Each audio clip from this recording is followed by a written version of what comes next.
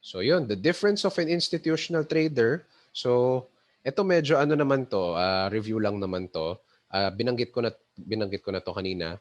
80% fundamental analysis, 20% technical analysis, plans ahead and follows the plan. So isa yan sa sobrang important sa isang institutional trader. Meron silang plano, nagpa-plan sila ahead, that's why meron tayong weekend planning, and talagang sinusundan nila. Okay, kahit hindi naman super na ma-maximize ang kanilang profit, they still follow the plan. Yan yung important sa isang institutional or expert trader. Does not adopt a short-term mindset. Okay? Walang mga quick and easy wins dito. For an institutional trader, we look for long-term wins, yung mga sustainable. Okay? More often than not, malinis yung chart ng isang expert trader. For me, siguro, these days, wala na ako nilalagay sa chart ko. Dati naglalagay ako ng mga MA. And then after that, yung nangyari, naging 200 MA na lang. And ngayon, wala na ako laman sa chart ko, honestly. So yun, siguro papakita ko naman yan sa next session natin. Okay? Like I said already, hindi sila nag-enter and exit agad. They know how to hold, when to TP, when to SL. Okay, lahat yan kasi nakaplano sa start pa lang eh. Kaya wala nang hula-hula kung kailan mag-entry tsaka exit. Okay? And most importantly, relax. Kahit nakapasok sila, hindi sila na anxious. Okay? Bakit? Kasi meron na silang entry and exit strategy. Okay? That's why relax sila.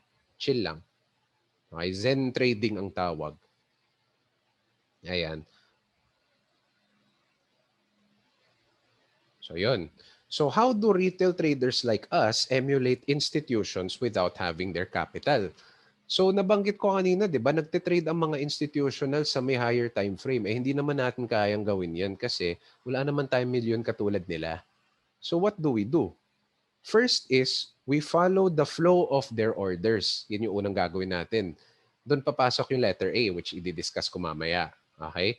Kailangan alam natin kung nagbabuy ba sila, majority, or nagsesell. So binabantayan natin yung buy and sell orders nila.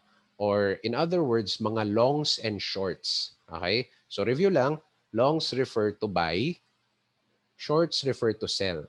Okay, mga orders nila. Siyempre naman, use fundamental analysis to know the basis of their orders. Bakit sila nagbabay dito kay NZDJPY?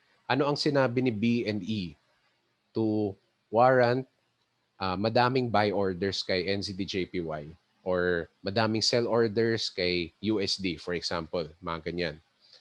Determine what prices are in demand for institutions. So, syempre, law of supply and demand to. At what price dapat tayo papasok? At what specific price yung attractive sa mga institutions? Ito ang bank rider strategy which we will learn in the next session. Okay? So, iko-combo natin yung bank rider strategy dito sa Bit Formula. Okay? So, yun. Pero for now, focus muna tayo sa pagte-tailgate ng experts or yung letter A. Ayun, analysis of experts or investors. Ngayon, ito na yung tricky part. O, 'di ba D1, W, and M yung mga experts. Eh, hindi naman tayo mag-enter dyan. So, ang gagawin natin is, we use W1 and D1 as reference time frames. Meaning, alam natin kung ano yung nakikita ng mga experts. Pero, papasok tayo sa H4 and H1 para maganda ang risk to reward ratio natin based on our capital. Okay? So, ganyan tayo mag-trade. And then, kailangan din yung exit strategy natin ay naka-based sa H4 or H1. But, yung mga important parts ng chart, meaning yung trend, yung mga malalakas na area of value, nanggagaling pa rin sa D1 and W1. Okay, parang ganyan. Which, tuturuan ko rin sa may bank rider strategy. Okay? So yun, ang tawag natin dito no sa ginagawa ko or analysis of experts is called order flow. Siguro may mga ibang may ibang nakarinig na term na yan o order flow kasi medyo sikat siya sa forex forex industry, ayun, order flow, basically sinasabi lang kung saan pumupunta or saan nagfo-flow ang mga buy orders or sell orders. Ayan, parang ganyan siya. So yan yung name niya, okay, order flow. Ayan, so I will be teaching you order flow. Okay?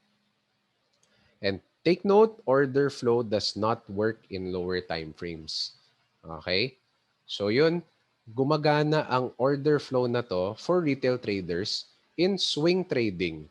Yan talaga yung pinaka-okay, swing trading. Gumagana ba sa day trading? Yes, gumagana din siya sa day trading. Sa day trading din siya applicable kapag nag-multiple time frame analysis ka. Pero more on that in the next session. Pero yes, gumagana din siya sa intraday trading. Hindi lang talaga siya gumagana sa scalping. Okay? Kasi experts don't do that. Okay?